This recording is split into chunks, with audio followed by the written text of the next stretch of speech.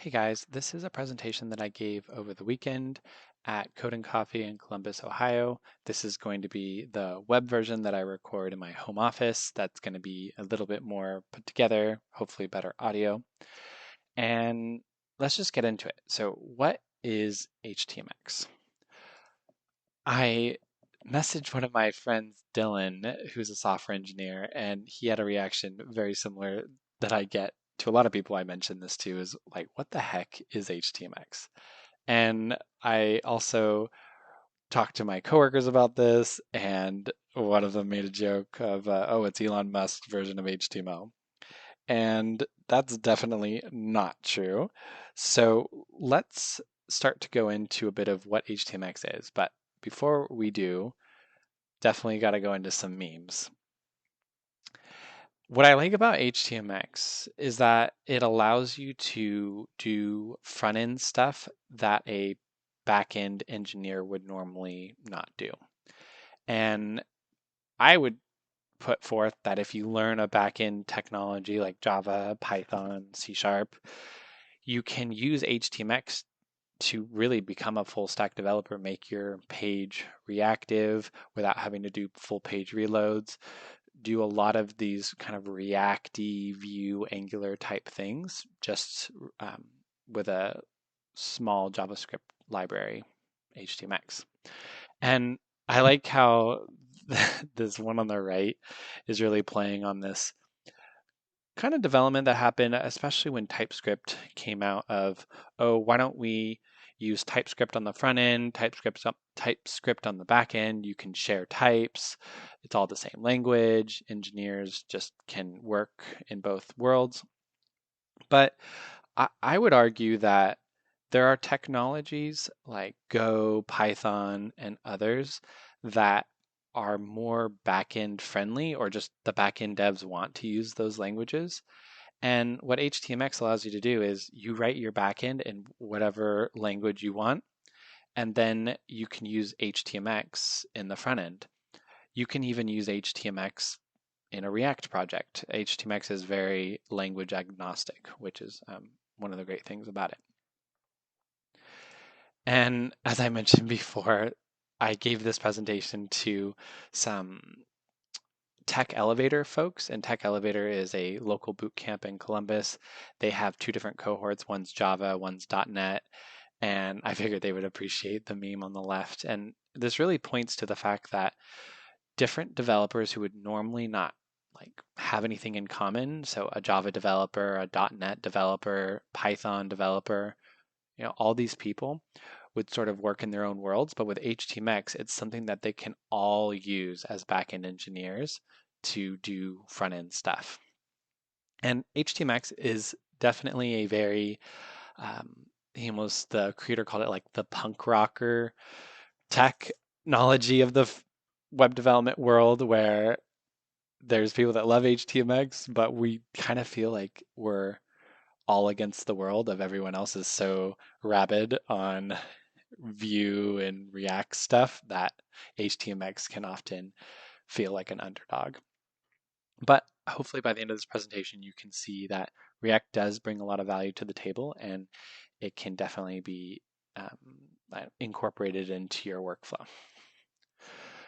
Okay, so I just want to first start off with, I wrote a blogging platform, and my personal blog uses it at blogthedata.com. And this is a pure HTML, CSS, JavaScript app with a Python backend, and it's just using the Django framework. But I'm not using any front end framework, so there's no React, there's no Vue, nothing like that in the application. And let's open it up. I think I already have it open here. So yeah, so here's my blog. If you scroll down, you eventually go to this load more posts button. And this is where some of the HTMX magic comes in. You'll notice that there's three new tags or three new properties added to this button. There's an HX get, an HX trigger, and an HX swap. I'll just briefly go over these, and we're going to go into a demo later on that will make this a little bit more crystal clear. But what we're doing is we're making a GET request, and this is something that's pretty unique to HTMX. Is the philosophy is, why can't any element on an HTML page make a HTTP request? Like, why can't buttons make requests? Why can't forms make requests? Or forms can, but like, why can't a button do it? Why couldn't a div, article, whatever you want, can actually hook into HTMX? And what this does is it makes a GET request. This is going to respond with the posts that are on page 4. And it's triggered by a click. So if I click on it, it will trigger.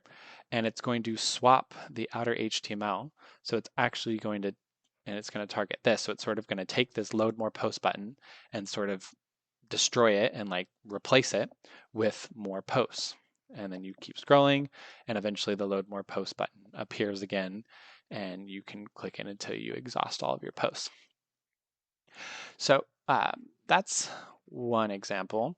The other one is if we just click on one of these blog posts, I'm already logged in, so I can add a comment. We can just say like new comment and hit post, and we've added that comment to the DOM. It's actually saved in the database as well, and we can like refresh this page, and I'm in production right now. So there's our comment, and we can hit delete, and the comment disappears, and we can refresh, and there we go, the comment's gone. And again, if we take a look at this post here, it's actually inside of a form, and the form is making a post request to /comment/new, which is going to create a new post, and it's going to swap here, and it's targeting the comments list. So essentially, each list is a where's our comments list? Right here is an unordered list, and inside here, each one can be like a new li tag. So when we hit like new comment like that, and we hit post, it's actually inserting an li tag into the DOM. So it just sort of slams it in. And likewise on this delete button, let's see, it's also a form, and it's doing hx delete, and it's going to delete that comment. So if we hit delete, it disappears, and then it's no longer inside the comments unordered list. Cool. So that's just some of the ways I've used HTMX in my blog. And now is maybe a good time to just chat generally about like, what is a front end? What is a back end? So I'm going to jump into a video with Theo Rants where he dives into this a bit more. And just to start, the idea is, from my perspective, is we have this server, and that's anything to do with your application. If you're having to save to a database or maintain any kind of state outside of the browser, that's going to touch your server. And then the client is sort of all of the front end stuff, the CSS, HTML, tends to be more reactive. And the React client here is assuming we're talking about React, not talking about server components, since React is now going into more backend stuff, but just React as a front end client. And HTMX holds this special ability of allowing the backend to stretch a little bit further. And we'll see in the video he'll mention that there's kind of different technologies. He talks about Next.js and some others that sort of expand and shrink what is a back-end responsibility and what is a front-end responsibility. And here we are. I wonder if this will play through on the video. Can I even play on this? Let's see. Open in browser. That sounds reasonable. And I'm doing this as a recording, so I probably won't be able to pull the audio from it. So I guess you guys are gonna just have to watch this video yourself. But I can sort of summarize. I end up going in the Code and Coffee, talk about how he's, Next.js and React, you can go a little bit further. And then you have this backend with React. And where he's stretching this and growing it is talking about server-side templating. And with server-side templating, you can define some of the variables that get inserted into the DOM on the server side, and then when the server sends the page to the client, it's already pre-populated with those values. And he kind of rounds off his discussion with HTMX. The goal of HTMX is to stretch your backend so far that you really don't need to be in this little box here. And with this little box here, often contained backend developers that want to add some reactivity to their page, like where I showed in my demo, add a comment to the page, delete a comment, and it sort of appears and disappears without having to reload the whole page. Normally, you would have to do that with either writing your own JavaScript, which is a big pain, or using a front-end framework. But HTMX kind of allows you to play in this little box here where why don't we do things using server-side that would normally be done on the client. Yeah, so he kind of clicks through. I recommend you watch this whole video. Even Vim again or Prime again does a react video to this where he actually is watching his video and then reacting to it, which is really, really funny. So, all right, where are we going from here? All right, so that video kind of talks a bit more about HTMX. I recommend you check it out. And then now this is kind of a little demo to jump into, like, how do we do what to do in HTMX? And let's go to, I learned this cool trick. If you're on any repo, just visiting anyone's repo, you can hit the period button on your keyboard and it actually opens up a code space. And code space allows you to interact with the code and check it out. So we're taking a look at the index.html. And then if you want to actually create a code space to actually run this app, I do Control tilde, and that's a little squiggly button in the top left for me. And we can do continue working in code spaces. This will create a new code space. I'll choose the cheapest, or it's not cheapest, it's actually, these are all free. You get like 120 core hours per month and 120 gig or some amount of gigs of storage for free.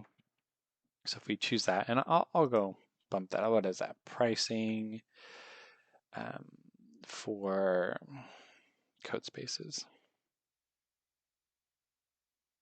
Spaces. Yeah, code spaces, plans and pricing. Yeah, so for free, you get 2 cores, 60 hours free per month. So we're definitely not going to eat into all that. And you also get storage. You get 15 gigs free per month, and you can pay additional if you want. So we got that. We continued working in code spaces. Did this actually... Here, did that actually load? Let's try that again. All right, I think that's creating the code space. Setting it up. We can close that out, close that out. Here we go. So this takes a bit to load. It's kind of loading the app and it's seeing this requirements.txt and installing Python and getting all the dependencies. And this app is super straightforward. All it is a Flask app that renders an index.html page and then has an endpoint called /new to do, and it returns some HTML, and in this case it's returning an li tag. And this is maybe a good point to go on a little bit of a soapbox diatribe about actually pretty much all REST APIs these days are not actually REST APIs. The original creator of REST never intended like REST APIs to send JSON, which is typically what's done in a REST API. Like I think if we just go to like mock REST API and we go to mockapi.io, what are they? Oh, they make me sign up. Do they have any examples? So pagination filtering. I think I found a free one.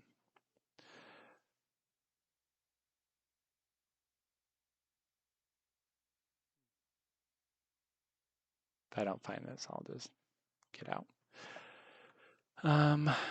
But the whole idea is it's going to be, yeah, this is what's hilarious, is it's mocking an API, and people are going to think these are REST APIs, but it's returning JSON, which is not what a REST API should be doing.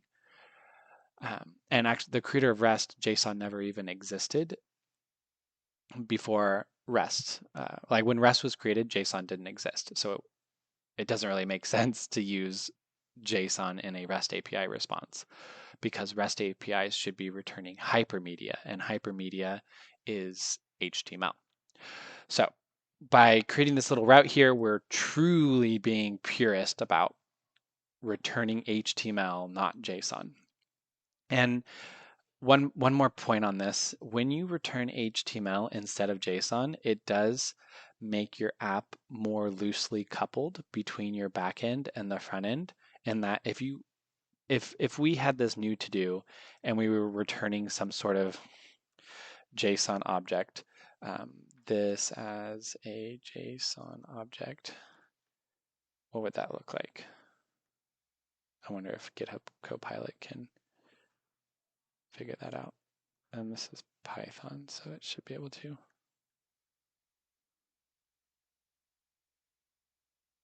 Is it going to do it for me? I'm actually super curious on how this is going to do it. So, oh, I'm in a code space. That's why I wonder if I grab this and then go into a local file, it should be able to do it. Let's go in here and we'll do a new file. New file, test.py, pu, py. I'm going to really ram this point home.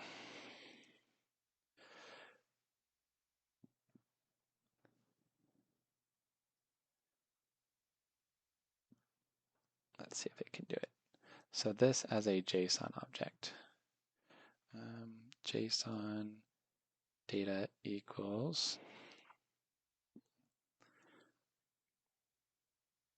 Yeah, so it would look something like this, where you'd have like a title, completed equals false. You would be doing something like this. And then in the front end, you would be taking this JSON response and sort of creating your HTML yourself. You would like create the li tag, and then you would do like title dot, or you would do something like data dot title and data dot completed, but you're really creating a tight coupling between your backend and your front end. But instead, by returning just straight up HTML and li tag, the front end will literally just throw in whatever you have here. We can change this format however much we want. We can rename stuff, whatever we want to do, and the front end is not going to be affected. The front end will just simply insert this li tag into the parent element. So to start the server up, we just have to do Python 3 app.py, and now we're running on port 5000, and we can just open up the app, and now we've got our to-do. We can just hit add to-do item, and there's a new to-do. And if we take a look at this little button here, we see it's making an hx get to new to-do. It's adding a target of to-do list, an hx swap before end, and it threw it in there as one more div, or as one more li tag. So what is before end? Well, if we go to HTMX docs, why don't we just type in before end, talks a bit about hx swap. You can use any of these options. Before end is inserting the response after the last child of the target element. And when we're in here, the target element is to-do list, which is a unordered list. The last before, or like as the last child, is going to throw it in as the last child before it ends. Before this target element ends, we'll add in one more child.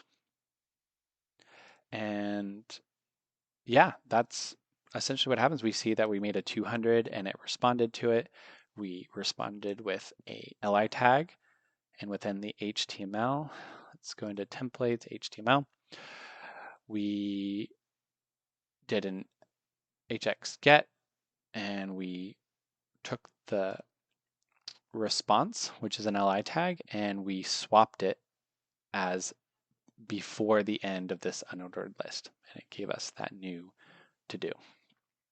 So that's a really easy example of how HTMX works, just in a very basic way.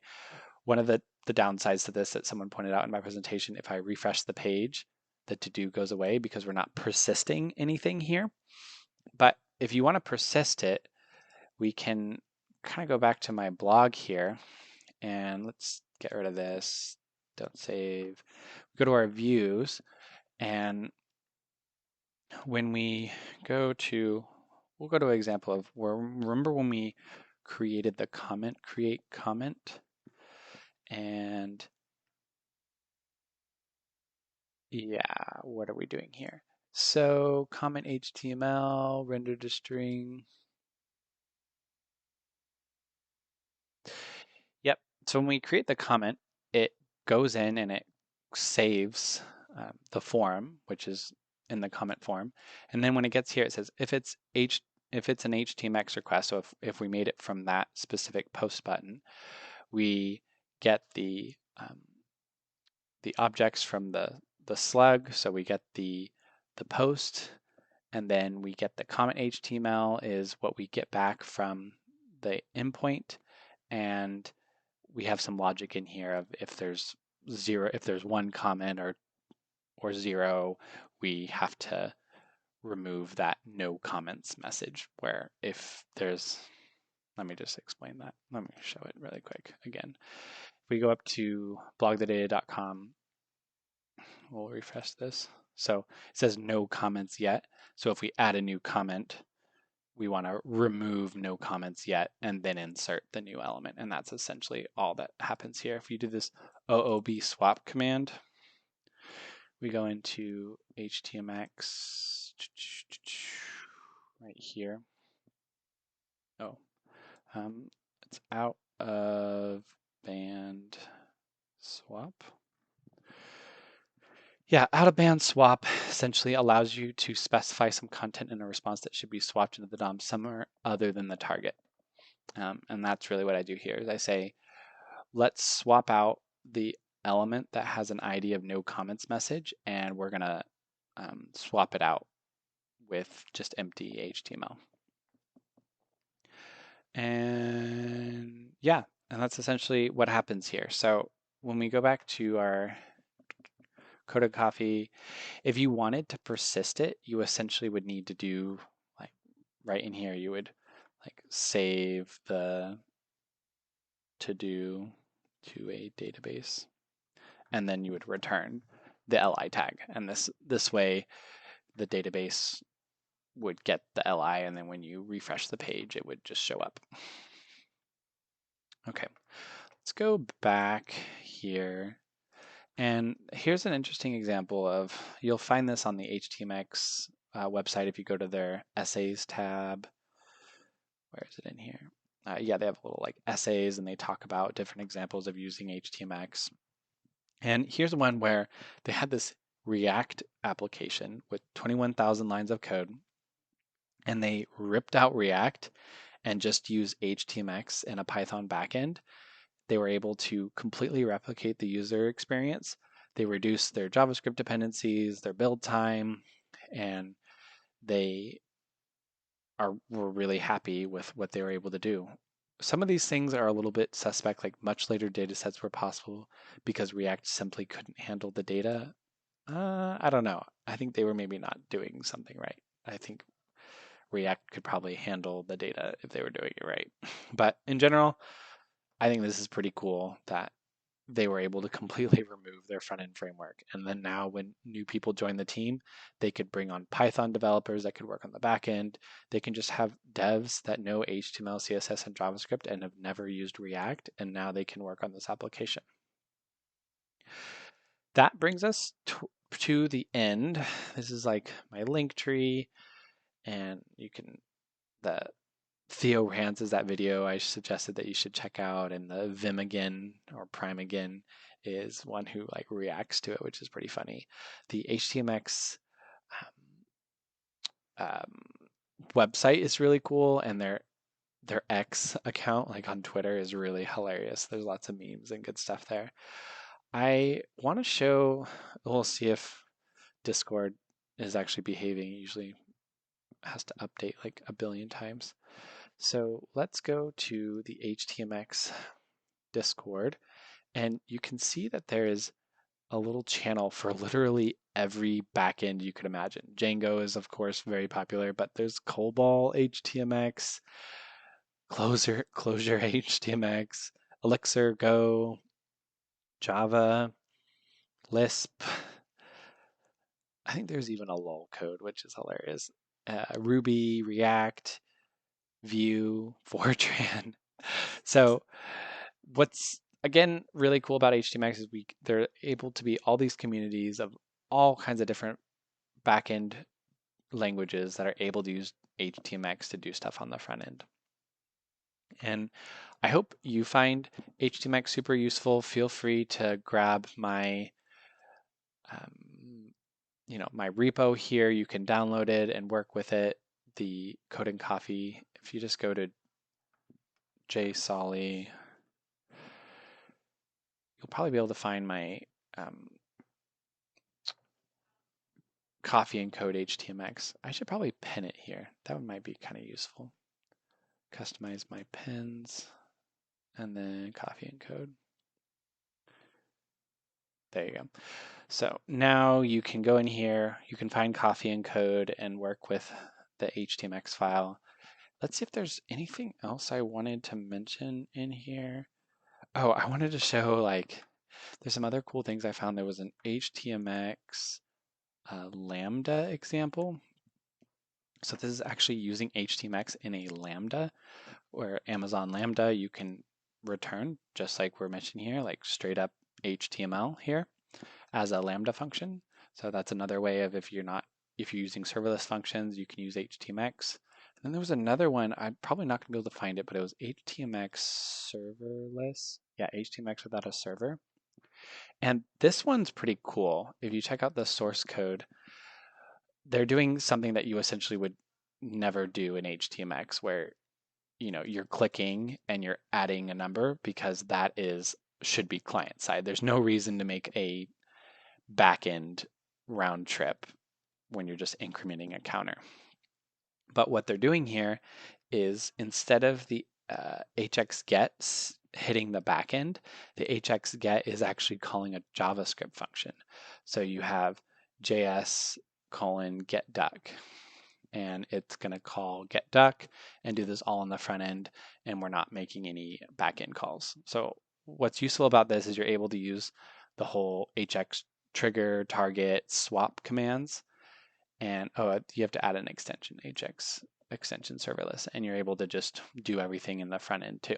So this is another option if you want to actually use HTMX in a more static way on the front end. You can do that as well.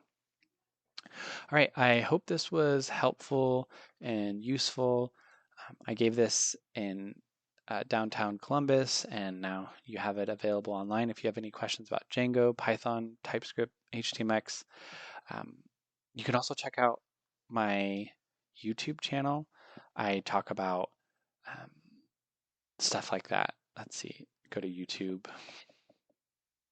Yeah, so I have a whole playlist called Django plus HTMX and some Python and other Django stuff. So check that out. All right, I will talk to you soon, and enjoy HTMX.